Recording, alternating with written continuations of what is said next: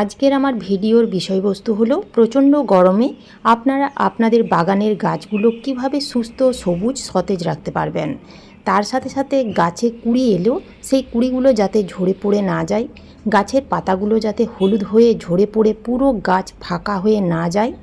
এছাড়াও এই প্রচণ্ড গরমে গাছের মাটিতে কি খাবার প্রয়োগ করতে হবে এবং কোন কোন টিপস এই সময় আমাদের ফলো করতে হবে, যে টিপসগুলো ফলো করলে এই প্রচণ্ড গরমেও আমরা আমাদের বাগানের গাছগুলোকে সুস্থ সবুজ সতেজ রাখতে পারবো এবং মৃত্যুর হাত থেকে গাছগুলোকে রক্ষা করতে পারবো, সবই জানতে পারবেন আজকের এই ভিডিওটি দেখলে। ভিডিওটি খুবই গুরুত্বপূর্ণ হতে চলেছে, তাই স্কিপ করে দেখবেন না, পুরোটা দেখবেন। ভালো লাগলে লাইক শেয়ার সাবস্ক্রাইব করে পাশে থাকার অনুরোধ রইল। নমস্কার বন্ধুরা, আমি সোনালি আর আপনারা দেখছেন সোনালিস গার্ডেন। অতিরিক্ত গরম থাকায় আমাদের টবের মাটি খুব তাড়াতাড়ি শুকিয়ে যাচ্ছে। মাটি খুব তাড়াতাড়ি শুকিয়ে যাওয়ার ফলে গাছগুলো কিন্তু খুব তাড়াতাড়ি ঝিমিয়ে পড়ছে। গাছ যদি এইভাবে ঝিমিয়ে পড়তে থাকে তাহলে কিন্তু গাছে কুঁড়ি এলেও সেই কুঁড়িগুলো ঝরে পড়ে যাবে এবং গাছের পাতাগুলো হলুদ হয়ে পুরো গাছ ফাঁকা হয়ে যাবে। এই প্রচণ্ড গরমে এই সমস্যাগুলো যাতে না হয় সেই জন্য আমাদের সকালবেলায় মোটামুটি 6টা থেকে 7টার মধ্যে এবং বিকেলে সূর্য অস্ত যাওয়ার পর গাছের মাটিতে দুবেলা জল দিতে হবে। মাটিতে যেন সব সময় একটা ময়েশ্চার ভাব থাকে সেদিকে আমাদের লক্ষ্য রাখতে হবে। এছাড়াও প্রত্যেকটা গাছ প্লেন জল দিয়ে স্নান করিয়ে দিতে হবে। গাছের কাণ্ড যত ঠান্ডা থাকবে সেই গাছ থেকে তত বেশি শাখা পোশাখা বের হবে। এছাড়াও গাছের পাতা ঘন সবুজ থাকবে, গাছ সতেজ থাকবে। 2 নম্বর টিপস হচ্ছে এই প্রচণ্ড গরমে গাছগুলোকে ভালো রাখার জন্য এবং সেই গাছ থেকে ভালো রকমের ফুল পাওয়ার জন্য টবগুলোকে ডাইরেক্ট মেঝেতে রাখলে হবে না। যদি আমরা এই টবগুলো ঠিক এইভাবে মেঝেতে রেখে দিই তাহলে কি হবে জানেন? এতে ছাদের মধ্যে রোদের যে হিট সরাসরি টবের গায়ে লাগবে, যার ফলে মাটি গরম হয়ে যাবে। টবের নিচে থাকা গাছের শিকড় নষ্ট হবে, এর ফলে গাছের ক্ষতি হবে। এছাড়াও টবগুলোকে যদি আমরা এইভাবে রেখে দিই তাহলে এই সময় টবের নিচে প্রচুর পিঁপড়ে হওয়ার সম্ভাবনা বেশি থাকে। তাই গাছগুলোকে ভালো রাখার জন্য টবগুলোকে আমাদের একটু উঁচু জায়গায় রাখতে হবে। আপনারা এই রকম টব রাখার জন্য স্ট্যান্ড ব্যবহার করতে পারেন। এখন অনলাইনে বিভিন্ন রকমের স্ট্যান্ড পাওয়া যায়, ডেসক্রিপশান বক্সে লিঙ্ক দিয়ে দেবো, আপনারা সেখান থেকেও নিতে পারেন। যাদের ছাদ বাগানে গাছের টব রাখার জন্য কোনো রকম স্ট্যান্ড বা রেক সিস্টেম নেই তাহলে আপনারা কি করবেন? আপনারা অবশ্যই টবের নিচে ইট রাখুন। এইভাবে আপনারা দুটো টবের মাঝখানে এইভাবে টব রাখতে পারেন।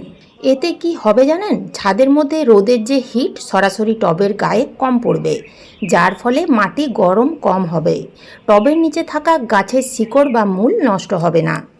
3 নম্বর টিপস, এই গরমে গাছগুলোকে ভালো রাখার জন্য টবগুলোকে ঠান্ডা রাখতে হবে। গাছের টব এবং গাছ যাতে ঠান্ডা রাখে সেদিকে আমাদের লক্ষ্য রাখতে হবে। তাহলে আমাদের এই সময় কি করতে হবে? টবগুলো যাতে গরম না হয়ে যায় সেই জন্য সুতির কাপড় বা মোটা চট ভিজিয়ে টবের গায়ে জড়িয়ে রাখতে পারেন। এতে টব এবং মাটি দুটোই ঠান্ডা থাকবে।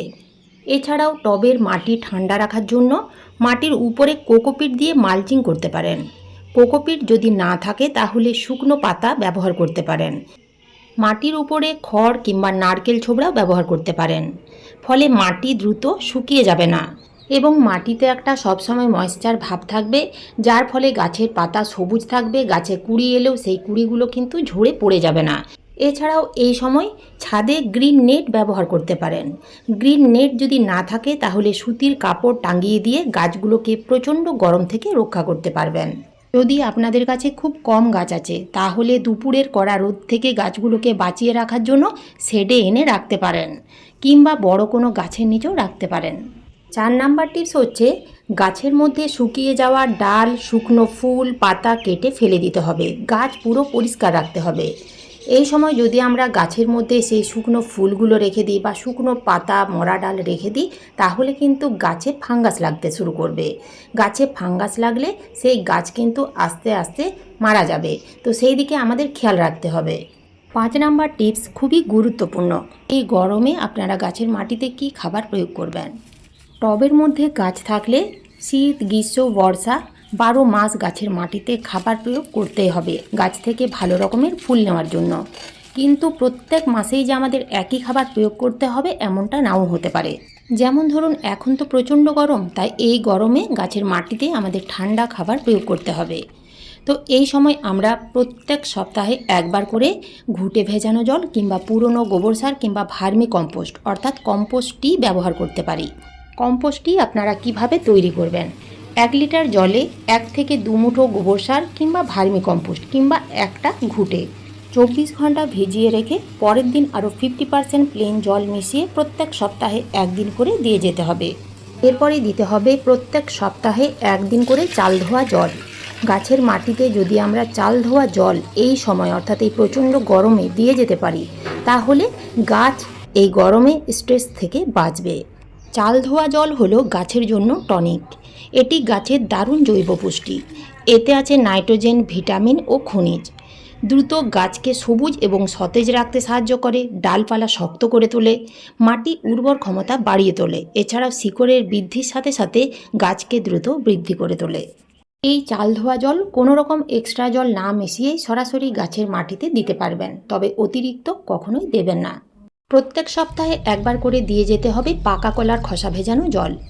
1 লিটার জলে 3 থেকে 4টি পাকা কলার খোসা 24 ঘন্টার জন্য ভিজিয়ে রাখতে হবে এবং 24 ঘন্টা পরেই 50% প্লেন জল মিশিয়ে প্রত্যেক সপ্তাহে একবার করে গাছের মাটিতে দিয়ে যেতে হবে।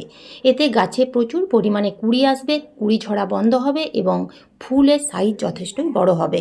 এছাড়া আপনারা এই সময় বাদাম খোল গাছের মাটিতে প্রয়োগ করতে পারেন। এই খাবার খুবই ঠান্ডা, তাই গাছের মাটিতে দিলে মাটি ঠান্ডা থাকবে, তার সাথে সাথে মাটির উর্বর ক্ষমতা বৃদ্ধি পাবে। 1 লিটার জলে 1 থেকে 1.5 চামচ দিয়ে 2 থেকে 3 দিনের জন্য ভিজিয়ে রাখতে হবে ছায়াযুক্ত স্থানে। তারপরে অর্থাৎ 3 দিন পরে 50% প্লেন জল মিশিয়ে প্রত্যেকটা গাছের মাটিতে দেবেন 10 থেকে 12 দিন অন্তর। তো এই তরল খাবারগুলো কখনোই আপনারা কিন্তু রৌদ্রের সময় দেবেন না। সন্ধ্যের সময় কিংবা সকালবেলায় গাছের মাটিতে এই খাবার প্রয়োগ করবেন। সবশেষে যে টিপস আপনাদের শেয়ার করব তা হলো কীটনাশক স্প্রে। এই গরমেও আপনাদের প্রত্যেকটা গাছে কীটনাশক স্প্রে করতে হবে, তবে সন্ধ্যের সময়।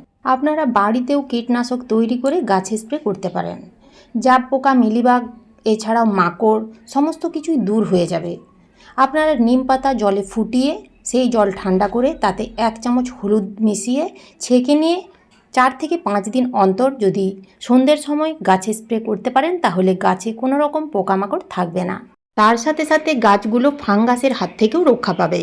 এছাড়াও 1 লিটার জলে 1 চা চামচ ডেটল, 1 চা চামচ হলুদ গুঁড়ো, 1 চা চামচ সরিষার তেল ভালো করে মিশিয়ে ঝাঁকিয়ে পুরো গাছে স্প্রে করতে পারেন। আপনারা বাজার চলতি সুপার সোনাটাও ব্যবহার করতে পারেন। একদিকে যেমন কীটনাশক হিসেবে কাজ করবে, অন্যদিকে তেমনি প্ল্যান্ট গ্রোথ রেগুলেটর হিসেবেও কাজ করবে। তো এইভাবে আপনারা এই গরমে গাছগুলোকে এইভাবে পরিচর্যা করুন এবং এই খাবারগুলো প্রয়োগ করুন। দেখবেন আমার এই গাছগুলোর মতো আপনাদের গাছে ফুলে ভরে থাকবে।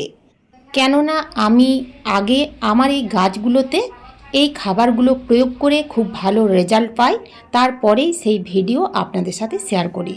তাই আমি 100% গ্যারেন্টি দিয়ে বলতে পারি, এইভাবে আপনারা পরিচর্যা করুন, এই খাবারগুলো প্রয়োগ করুন, দেখবেন আপনাদের প্রত্যেকটা গাছ এই গরমেও সুস্থ, সবুজ, সতেজ থাকবে এবং কুঁড়িতে ভরে যাবে, একটা কুঁড়িও ঝরে পড়ে যাবে না। তো এই ছিল আজকের আমার এই ভিডিওটা ভালো লাগলে একটা লাইক অবশ্যই দেবেন, কমেন্ট করতে ভুলবেন না। যে সকল বন্ধুরা আমার চ্যানেলে আজ প্রথমবার ভিডিও দেখছেন, সেই সকল বন্ধুদের কাছে অনুরোধ রইল আমার চ্যানেলটিকে সাবস্ক্রাইব করে পাশে থাকার। আপনারা সবাই ভালো থাকবেন, সুস্থ থাকবেন, ধন্যবাদ।